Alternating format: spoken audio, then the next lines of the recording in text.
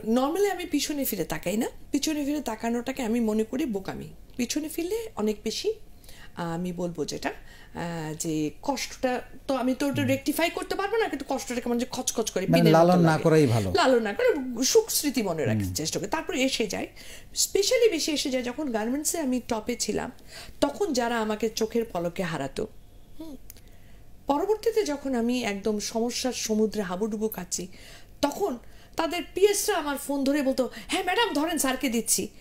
2 minute পরে বলতো, sir একটু মিটিংয়ে ব্যস্ত। কারণ স্যার তো আসলে ভাবতেছে আমি যদি কোনো টাকা চেয়ে ফেলি বা আমি যদি কোনো ফেভার চাই। তো এই জিনিসগুলা আমি এখনো ভাবলি, এরকম অনেকে আছে, আমি হয়তো বা আগে আমাকে দেখলে মানে আপা আপনাকে ছাড়া খাবো না, খাবার নিয়ে আসছি চলেন একসাথে খাই, আপা কফি নিয়ে বসে আছি আসেন, স্বার্থ ছিল।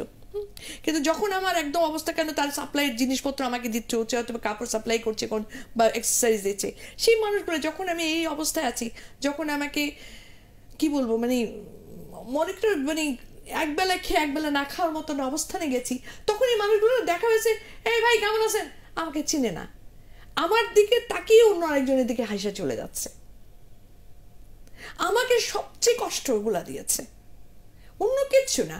না খেয়েছিলাম বা যুদ্ধ করতে হয়েছে, বাচ্চাদের স্কুল থেকে চাইছে, আলহামদুলিল্লাহ সেই স্কুল থেকে আমার বাচ্চারা কিন্তু সব পাস করেছে, পরবর্তীতে আবার সেই স্কুল থেকে আমার বাচ্চারা পাস করেছে, because I had a tremendous faith on my Allah, যে আল্লাহ আমাকে যতই করুক একটা সময় টেনে তুলবেন।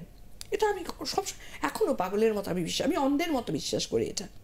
আমি ইটস ট্রু, আমার ইমান আমার সবকিছু আমার এখানটায়।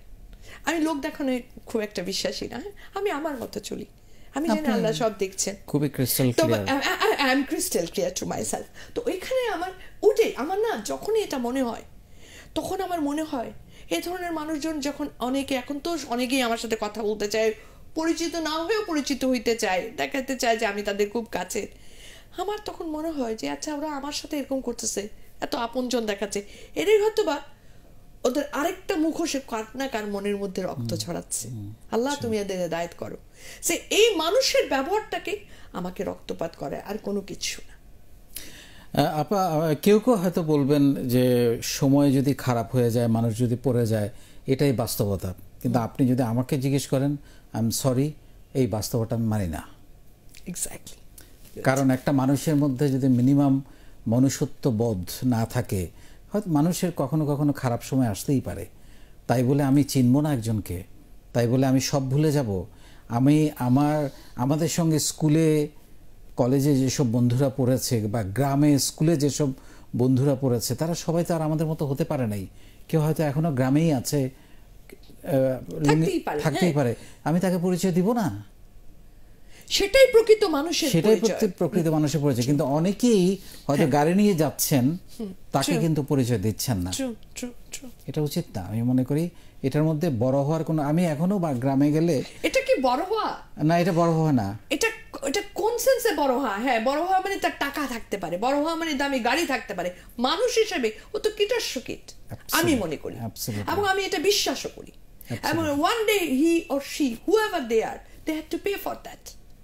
কারণ আমি দেখেছি যে অনেকে, আমি দেখি, আমি বিয়ে বাড়িটারিতে না, আমি কিন্তু এটা করি, হ্যাঁ, যেটা আমার কাছে বিয়ে বাড়িতে দেখি কি, যে সবাই দামি অতিথির সঙ্গে, দামি আত্মীয়দের সাথে ছবি তুলছে, দামি আত্মীয়কে নিয়ে বউ দেখাচ্ছে করছে, আর হয়তো বা একটু যারা একটু not that much up to the mark, আমরা তো আসলে আপ টু দ্য মার্ক দেখি কাপড় চোপড় দিয়ে।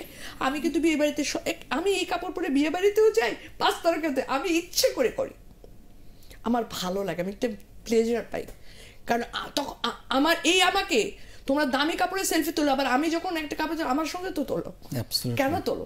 কারণ যে বললাম জিনিসটা হচ্ছে এরা নেম এন্ড ফেমের দিকে যায়, আমার খুব কষ্ট লাগে। আমি কিন্তু ওনাদের সাথে পরিচিত হোক অপরিচিত বসে গল্প করি, ও আচ্ছা আপনারা কোথায় থাকেন, কি ব্যাপার, কি হয় ছেলে আপনার, আমি দেখি ওনারা প্রথমে একটু কোনটা থাকে না মানুষের, তো অচেন, তারপর আমার সাথে কথা বলে।